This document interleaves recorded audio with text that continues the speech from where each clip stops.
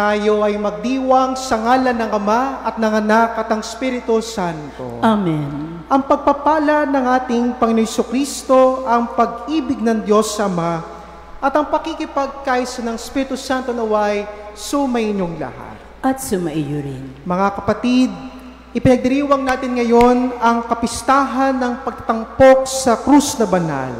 Simbolo ng ating pananampalataya ang krus, dating simbolo ng kahihiyan at kamatayan ng krus, subalit binago ito ng mapagligtas na kamatayan ng Panginoon, kaya't naging tanda ito ng kalulatian at kaligtasan. Sagisag ito ng pag-ibig ng Panginoon na ipinako sa krus upang magkaroon tayo ng buhay na ganap. Sa pagdiriwang natin ng kapistahan ng pagtatampok sa krus na banal, samahan natin si Kristo na muling sariwain ng dambana ang ginanap niyang pag-aalay sa Kalbaryo. Mga kapatid, aminin natin ating mga kasalanan upang tayo maging marapat gumanap sa banal na pagdiriwang. Sinugong tagapagpagaling sa mga nagsisisi, Panginoon, kaawaan mo kami. Panginoon, kaawaan mo kami. Dumating na tagapanyayang mga makasalanay magsisi, Kristo, kaawaan mo kami. Kristo, kaawaan mo kami. Nakaluklok ka sa kanan ng Diyos Ama para ipamagitan kami. Panginoon, kaawaan mo kami. Panginoon, kaawaan mo kami. Kaawa nawa tayo na makapangyarihang Diyos, patawarin tayo sa ating mga kasalanan at patubayan tayo sa buhay na walang hanggan. Amen. Papuri sa Diyos sa kaitaasan.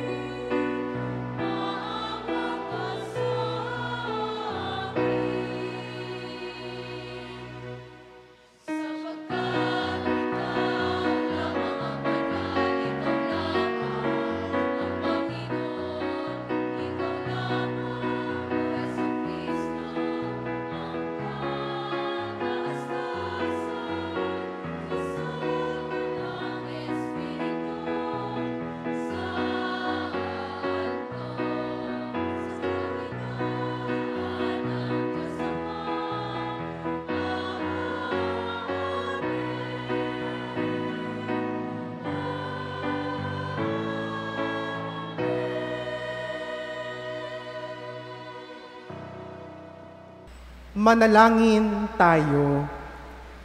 Ama naming makapangyarihan, nilomong akuin ng iyong anak ang krus at kamatayan upang ang sangkatauhay matubos at mabuhay. Ang pag-ako namin sa krus at kamatayan dito sa lupa, ayon sa diwa ng pagsunod sa iyong loob, na ginanap ng iyong anak, ay magbagidapat nawang aming kamtin ang lubos na katubusan at pagkabuhay sa iyong piling. Sa pamamagitan ni Jesucristo, kasama ng Espiritu Santo, magpa sa walang hanggan. Amen. Magsiupo ang lahat. Pagbasa mula sa aklat ng mga bilang. Noong mga araw na iyon, nainip ang mga tao sa pasikot-sikot na paglalakbay. Nagreklamo sila kay Moises, "Inialis mo ba kami sa Ehipto para patayin sa ilang na ito? Wala kaming makain ni mainom. Sawa na kami sa walang kwentang pagkain ito." Dahil dito, sila'y pinadalhan ng Panginoon ng makamandag na ahas, at sino mang matuka nito ay namamatay. Kaya lumapit sila kay Moises. Sinabi nila, "Nagkasala kami sa Panginoon at sa iyo. Idalangin mo sa kanyang paalisin ang mga ahas na ito." Dumalangin nga si Moises at ganito ang sagot sa kanya ng Panginoon. "Gumawa ka ng isang ahas na tanso. Ilagay mo iyon sa dulo ng isang tikin, at sino mang natuklaw ng ahas na tumingin doon ay hindi mamamatay." Gayon nga ang ginawa ni Moises. Mula noon, lahat ng matuklaw ng ahas, ngunit tumingin sa ahas na tanso, ay hindi namamatay. Ang salita ng Diyos. Salamat sa Diyos. Hindi nila malilimot ang dakilang gawa ng Diyos. Hindi nila malilimot ang dakilang gawa ng Diyos. Kaya gayon ay makinig sa turo ko, mga anak. Inyong dinggit o linigin salita kong binibigkas. Itong aking sasabihin ay bagay na talinghaga. Nangyari pa noong una, kaya ito'y mahiwaga. Hindi nila malilimot ang dakilang gawa ng Diyos. Datapwat noong sila'y lilipuli na ng Diyos, nagsisi ang karamihat sa kanya'y nagbalik loob. Noon nila nagunitang ang sanggalang nila'y ang Diyos, ang kataas-taasang Diyos ay kanilang manunubos. Hindi nila malilimot ang dakilang gawa ng Diyos. Kaya't siya ay pinuri ng papuring hindi tapat, pagkat yaoy pakunwarit balat kayong matatawag. Sa kanilang mga puso, nagahari kataksilan, hindi sila nagtatapat sa ginawa niyang tipan. Hindi nila malilimot ang dakilang gawa ng Diyos. Gayon paman, palibhasa'y Diyos siyang mahabagin. Ang masamang gawa nila'y pinatawad niyang tambing. Dahilan sa pag-ibig niya, hindi sila wawasakin. Kung siya may nagagalit, ito'y kanyang pinipigil. Hindi nila malilimot ang dakilang gawa ng Diyos.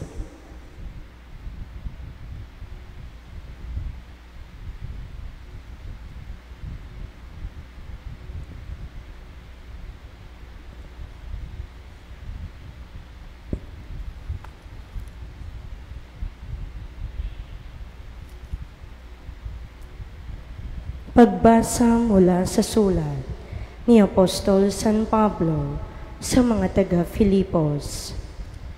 Si Kristo Jesus, bagamat siya'y Diyos, ay hindi nagpilit na manatiling kapantay ng Diyos.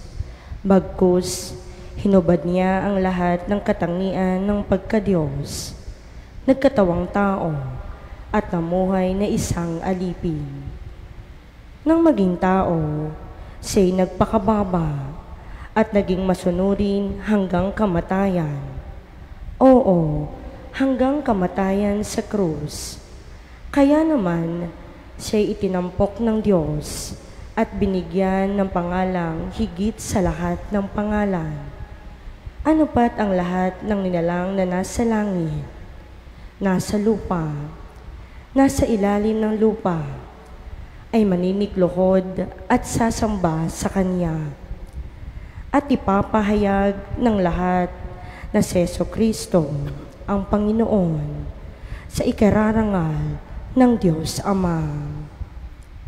Ang salita ng Diyos. Salamat sa Diyos, magsitayo ang lahat.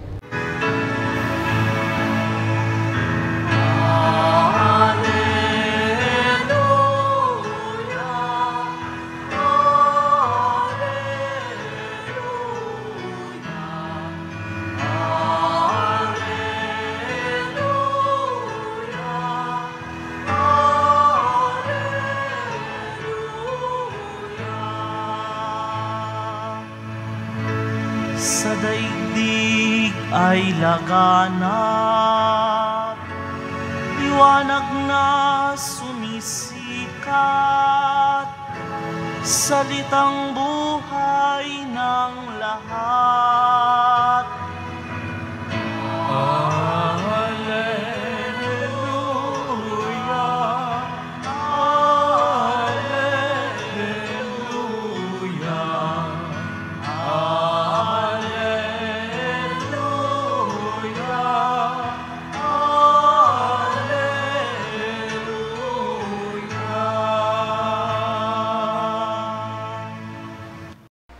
Sumainyo ang Panginoon. At sumaiyo rin. Ang mabuting balita ng Panginoon ayon kay San Juan.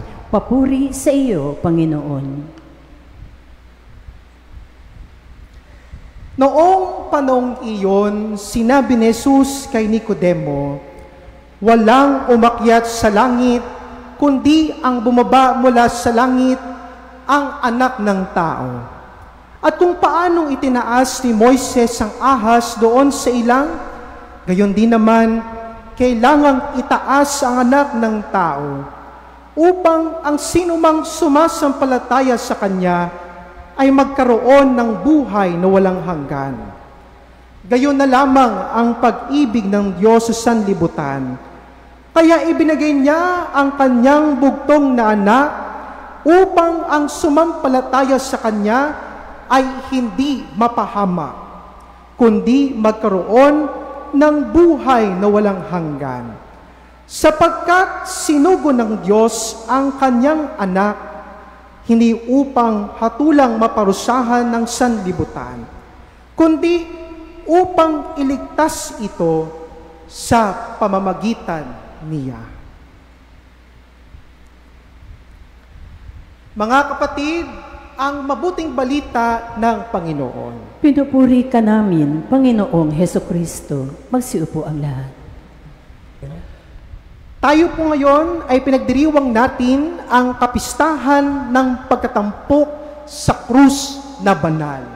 At gusto ko po kayong dalhin sa isang pagninilay na kung saan tignan natin ang krus ni Jesus sa iba't ibang perspektibo.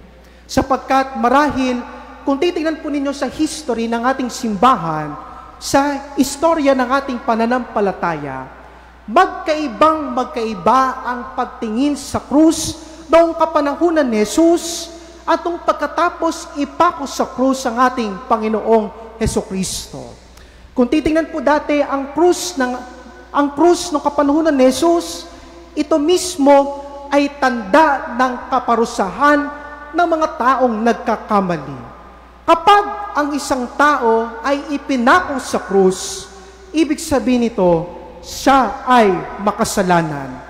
Kapag ang isang tao ay ipinako sa krus, ibig sabihin nito noon, ang siya mismo ay isang magnanakaw. Pero, nung ating Panginoon Jesucristo ay ipinako sa krus, nagkaroon ng ibang kahulugan ang krus na ginamit ng ating Panginoong Hesukristo. At ito po mismo, magandang tingnan po natin sa ating pagninilay sa gabing ito. Ang krus ng buhay ay baka iba ang pinapakita sa atin ito. Ang krus na ating binibitbit, baka may aral na kakakibat ito. Ang krus na meron tayo sa buhay natin ay baka merong itinuturo sa atin. At bigyan niyo lamang po ako ng 3 punto ng pagninilay. Unang bagay, ang krus bilang sagisag ng paggaling. Pwede niyo po bang sabihin ng sabay-sabay ang salitang paggaling? Para naman po wala po akong kausap sa gabing ito, sulitin po natin yung salitang ito. Paggaling. Pwede po bang with full energy, dagdagan pa po natin ng konti. Paggaling. Meron na pong sumigaw, no? Kaya pa man din po, ito po mismo ang unang ibig ipakulugan sa atin ng krus ng ating Panginoon Jesucristo. At ito rin po mismo ang pinapaalala sa atin sa unang pagbasa na kung saan sa aklat ng mga bilang, maraming mga Israelita ang nagrereklamo kay Moises. Ang ilan po sa kanila, galit na galit dahil wala na silang makain. Ano pong ginawa ng Diyos? Nagsugo siya ng maraming ahas. At kapag natuklaw sila ng mga ahas na ito, ang mga tao, ang mga Israelita, ay dali-daling namamatay. Yun nga lamang, nung sila ay humingi ng kapatawaran sa Diyos, humingi ng kapatawaran kay Moises, ang Diyos ay nagpadala rin ng simbolo ng ahas na nagpapagaling. At ito po mismo ang tanda ng krus na ibinibigay sa atin. Every time we see the cross, it means a form of healing. Kapag tinitignan natin ang krus ng Diyos, pinapagaling tayo nito sa ating kasalanan. Kapag nakikita natin ang krus na binibitbit natin, baka po minsan ang pinapakita nito ay pagpapagaling sa inyong pagkakasugat. Alam po ninyo, natatandaan ko tuloy po nung ako ay seminarista pa lamang. Ang apelido po ng aking seminary rector nung ako ay nasa seminaryo ay Cruz. At every time po na makita ko po itong aking seminary formator, talaga pong tunay na parang siya ang krus ko sa buhay. Bakit po? Kasi ang kanyang motto sa seminary formation, na kailangan daw, there is always a creative tension in forming the future servant of the church. Ibig sabihin po nito, para sa aking seminary formator na rektor, para sa kanya po, kinakailangan minsan na pabagyatin mo ang buhay ng isang seminarista upang makita ang kanyang potensyal at upang lalo siyang matuto. Kaya po, kapag nakikita ko po itong seminary rector ko po na ito, tunay nga pong krus ang pagtingin ko sa kanya. Nagkataon din naman po ang ating parish priest. Ang kanyang apelido ay ano po? Krus din po. Pero hindi po siya nagpapabigat ng buhay. No? Magkaibang bagay po yon. Kaya pa man din po, itong rektor ko po palagi, ang kanyang gustong ipahiwatig sa aming mga buhay, na kapag kami ay hinuhubog sa seminaryo, dapat daw hindi smooth sailing ang buhay namin sa loob ng seminaryo. As much as possible, minsan, kailangan daw yugyugin ang buhay namin upang kami mismo ay matuto sa paghuhubog sa seminaryo.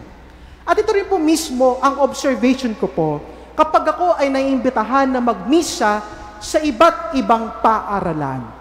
Minsan, may mga estudyante na nagiging komportable ang buhay nila, na minsan sa simpleng hirap ng buhay, ang bilis nilang sumuko.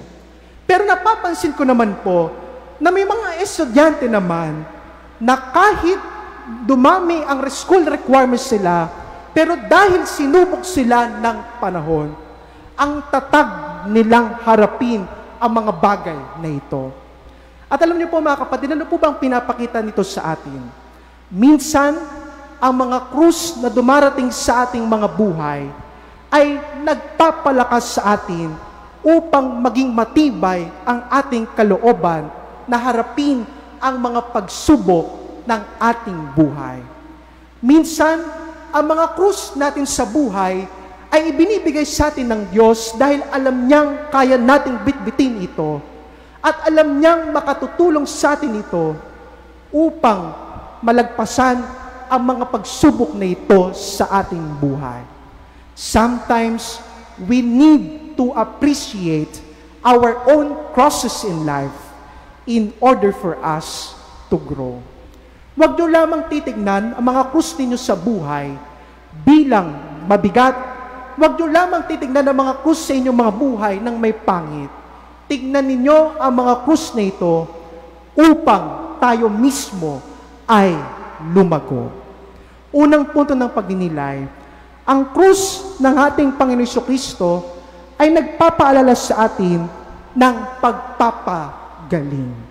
At pangalawang punto ng pagninilay sa gabing ito, ang krus bilang tanda ng pagpapakumbaba at pagsunod.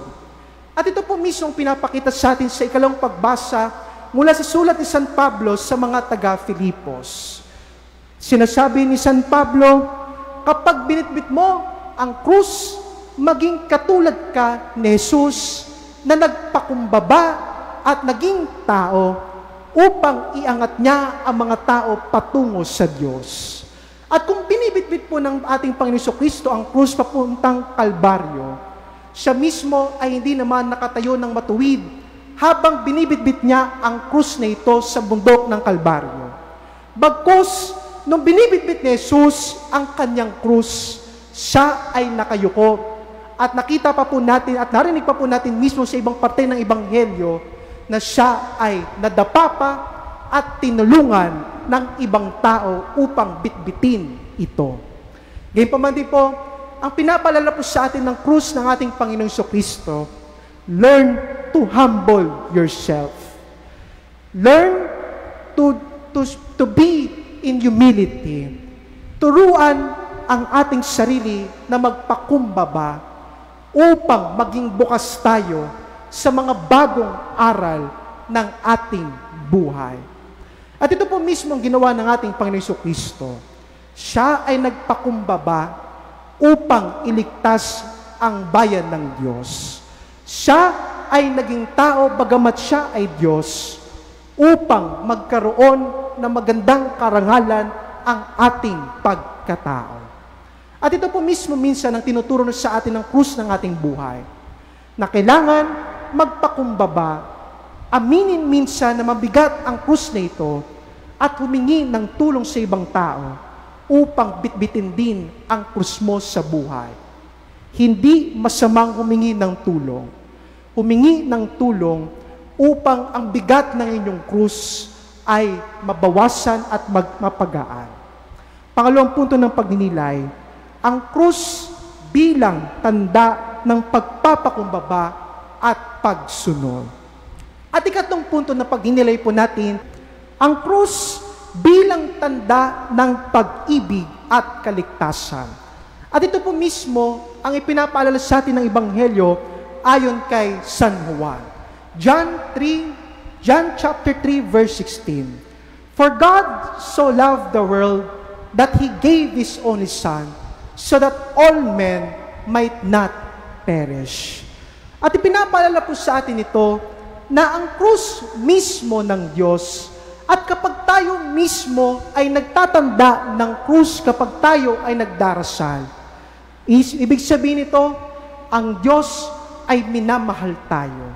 Kapag nakakakita tayo ng krus na ito, pinapaalala sa atin ng Diyos ang kanyang dakilang pag-ibig. At ito po pinapaalala po sa atin sa ating mga buhay. You must love your cross in life. Sapagkat ang krus na binibitbit po natin, ito rin ang pwedeng maging pamamaraan natin upang makamtan natin ang buhay na walang hanggan.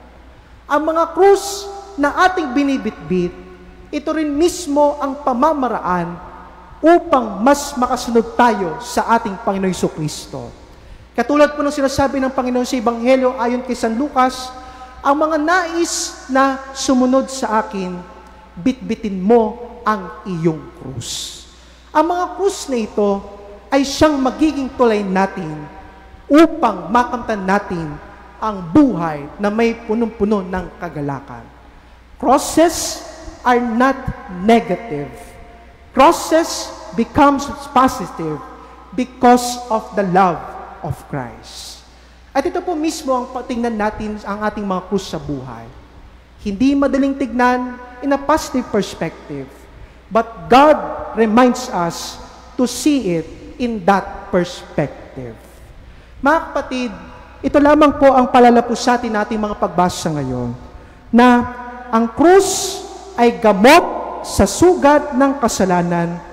Ang krus ay tanda ng pag-ibig na walang hanggan. Ang krus ay tanda ng kababaang loob. Ngayon po, sa patatapos po ng aking humilya, ang tanong ko lamang po sa inyo ay ganito: how do you see your crosses in life? Paano ninyo binibitbit ang mga krus ninyo sa buhay na ito? Do you see it in a positive perspective? Or do you see it in a negative perspective?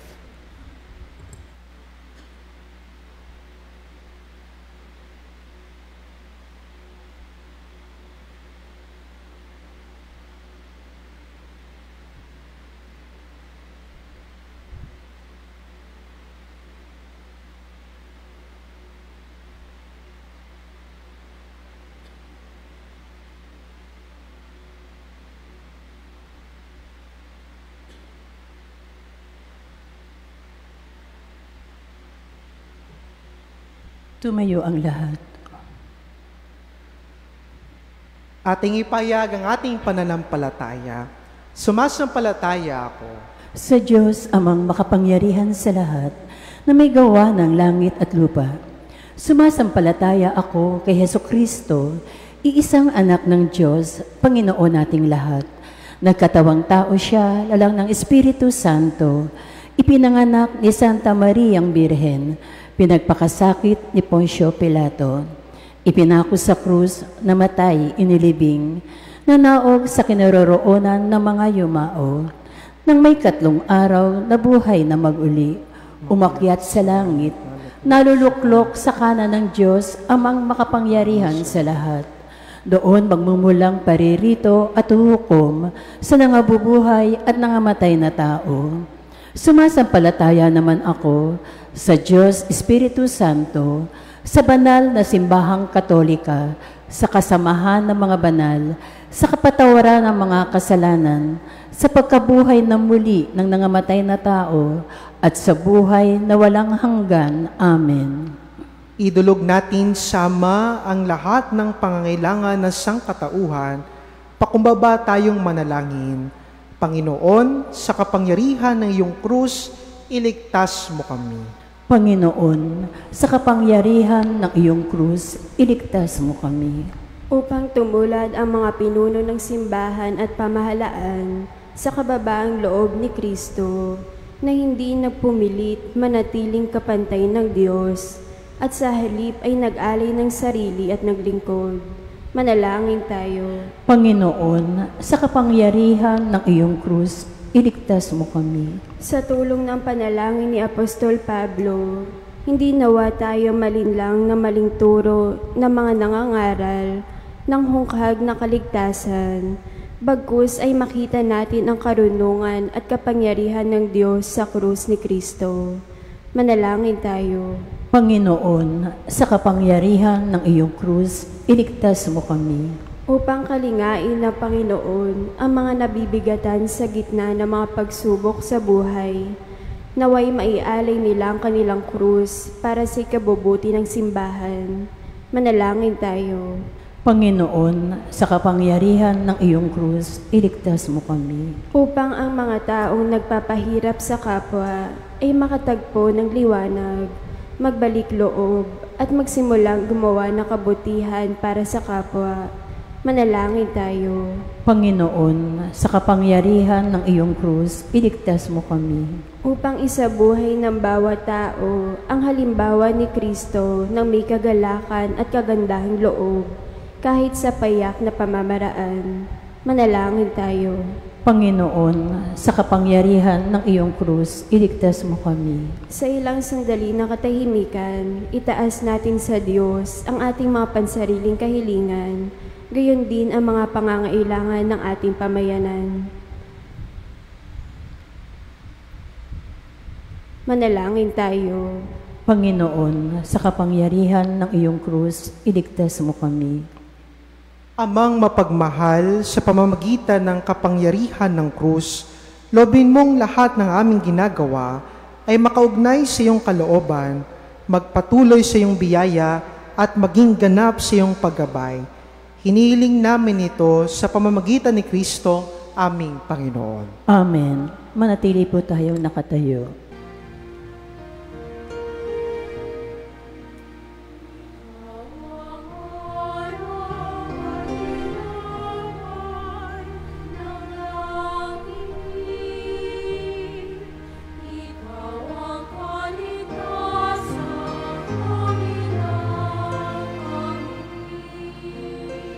Magsiupo ang lahat.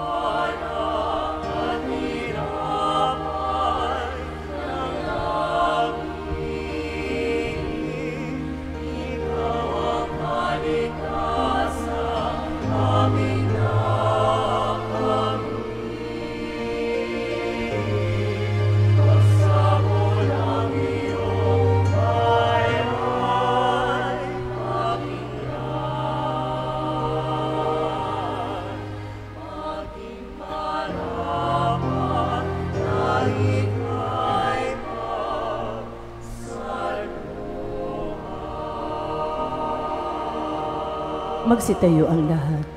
Manalangin kayo mga kapatid upang pagayin natin ay kalugdan ng Diyos amang makapangyarihan. Tanggapin nawa ng Panginoon itong paghahain sa iyong mga kamay, sa kapurihan niya at karangalan, sa ating kapakinabangan at sa buong sambayanan niyang banal.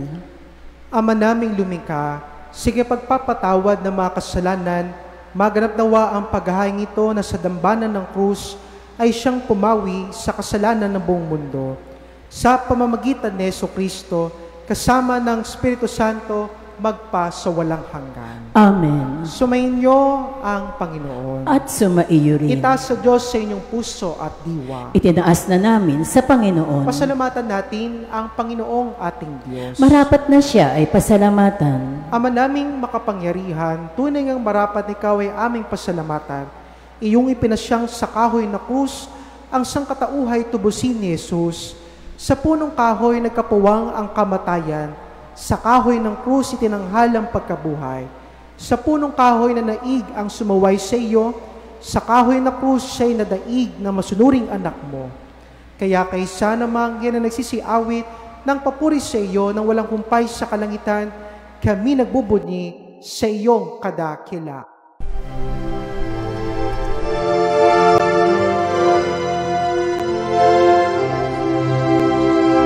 Santo, Santo, Santo, Panginoong Diyos makapangyarihan, napupuno ang langit at lupa ng kalwalhatian mo. Hosana sa kaitaasan, pinagpalang na paririto sa ngalan ng Panginoon. Hosana sa kaitaasan.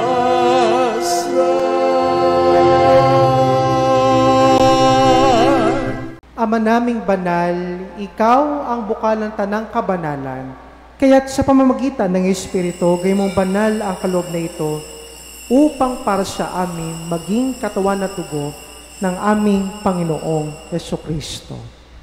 Bago niya pinagtiis ang kusang loob na maging handog, hinawakan niya ang tinapay, pinasalamatan kanya, pinagati-hati niya yon, iniabot sa kanyang mga alagad at sinabi, "Tanggapin ninyong lahat ito at kanin, ito ang aking katawan na ihahandog para sa inyo."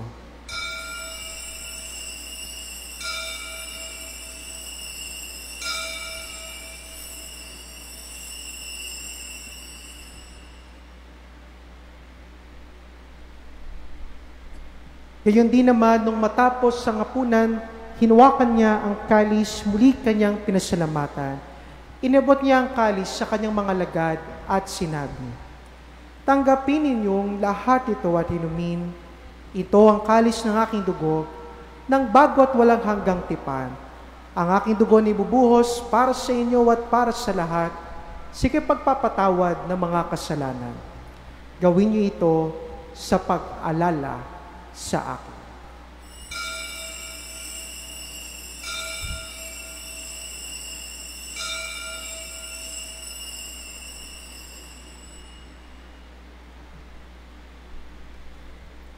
Magsitayo ang lahat. Ipagbunyin natin ang misteryo ng pananampalataya.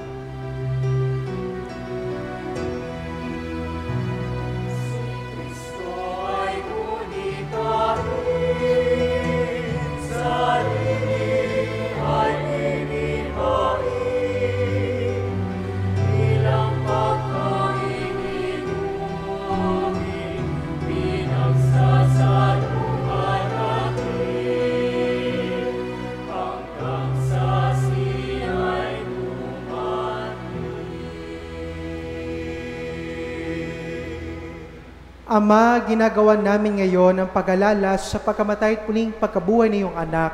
Kaya tiniyalay namin sa iyo ang tinapay na nagbibigay buhay at ang kalis na kakalob ng kaligtasan.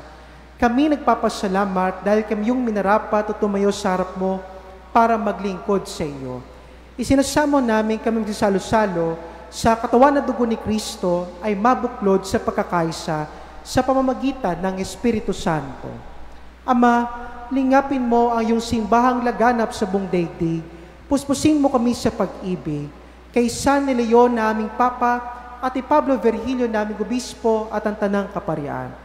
Alalahanin mo rin ang mga kapatid naming nahimlay na may pag-asang sila'y muling mabubuhay, gayon din ang lahat ng mga pumanaw. Kaawan mo sila at patuloyin sa iyong kaliwanagan. Kaawan mo pag-idapati kaming lahat na makasalot sa iyong buhay na walang wakas. Kaysa na malabireng Maria na ina ng Diyos, ni San Jose ng kanyang kabiyak ng puso, kaysa ng mga apostol, lalo-lalo ni San Bartolome, at ang lahat ng mga banal na namuhay doon sa daigdig ng kalugod-lugod sa iyo, may pagdiwang nawa namin papupuri sa ikararangal mo sa pamamagitan ng iyong anak na aming Panginoong Jesucristo. Sa pamamagitan ni Kristo, kasama niya at sa Kanya, ang lahat ng parangal at papuri sa iyo, Diyos amang makapangyarihan, kasama ng Espiritu Santo, magpa sa walang hanggan.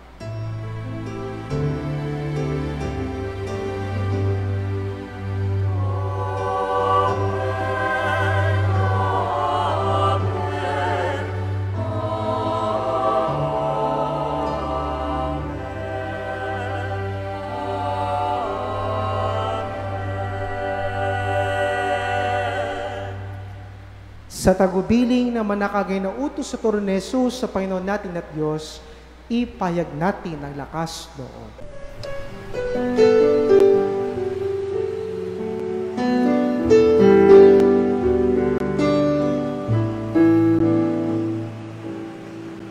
Ama namin, sumasalang ka, sambahin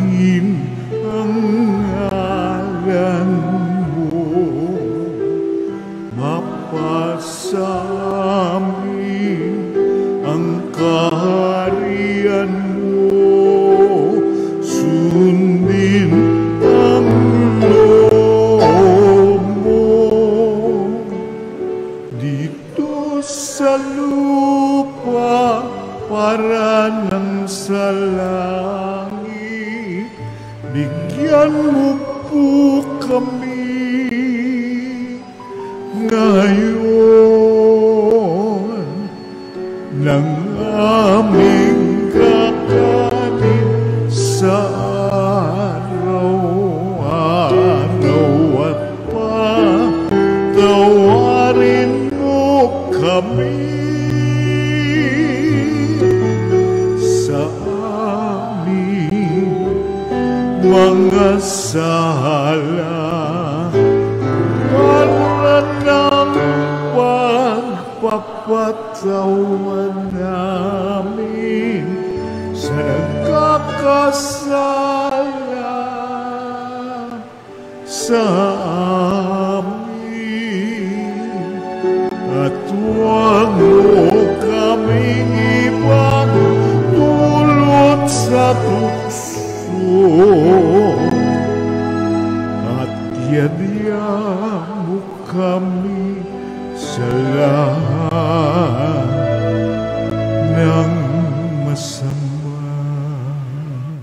Hiniling namin kami adyas sa lahat ng masama, pagkalooban ng kapayapaan araw-araw, iligtas sa kasalanan at ilyos sa lahat ng kapahamakan, samantalang aming pinananabikan ang dakilang araw ng pagpapahayag ng tagapagligtas naming si Yesu Kristo.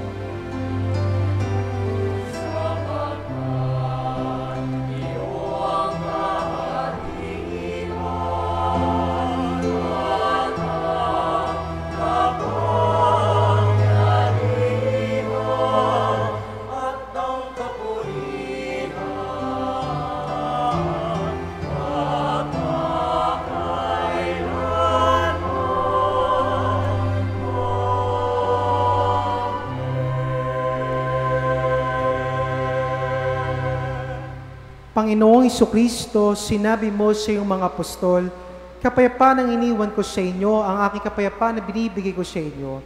Tungin mo ang aming pananampalataya at huwag ang aming pagkakasala. Pagkalooban mo kami ng kapayapaan, pagkakaisa, ayon sa iyong kalooban, kasama ng Espiritu Santo magpa sa walang hanggan. Amen. Ang kapayapaan ng Panginoon ay laging sumainyo. At sumaiyo rin. Magbigayan kayo ng kapayapaan sa isa't isa.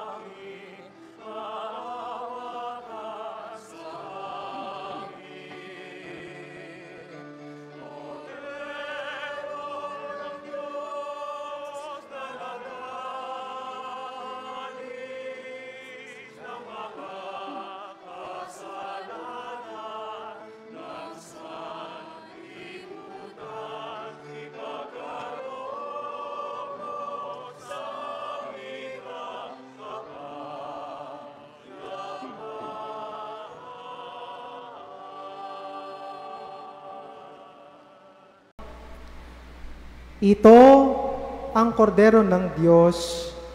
Ito ang nag-aalis sa mga kasalanan ng salibutan.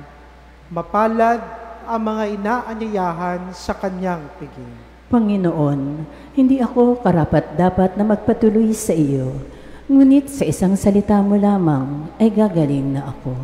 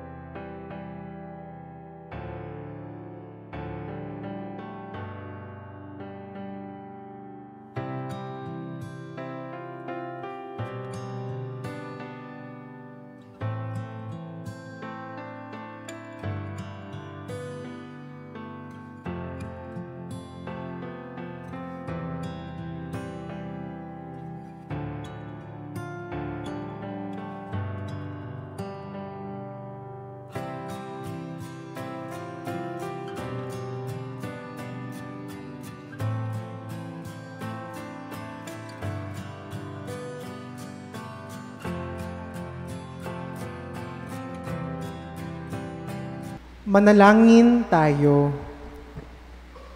Panginoong Jesucristo, kami nagsalo-salo sa banal na pakikinabang ay nakikiusap sa iyo ng mga nasagip ng kahoy na krus na nagbibigay buhay ay iyong ihatid sa pagkabuhay sa kalulatian, sapagkat ikaw ang Panginoon magpa sa walang hanggan.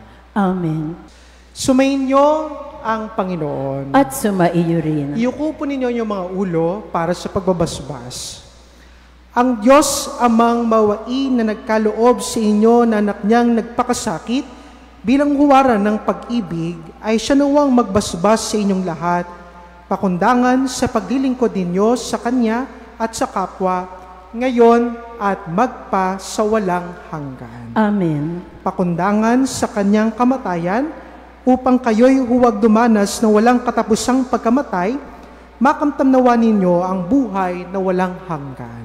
Amen. Pakundangan sa pagpapakumbaba niya para sa inyong kapakanan, kayo naway makasalo sa Kanyang muling pagkabuhay, ngayon at magpa sa walang hanggan. Amen. At pagpalay nawa kayo lahat na makapangyarihang Diyos, ang Ama, Anak, ang Espiritu Santo. Amen. Tapos na po ang banal na misa, humayo kayo taglay ang pag-ibig ni Kristo. Salamat sa Diyos.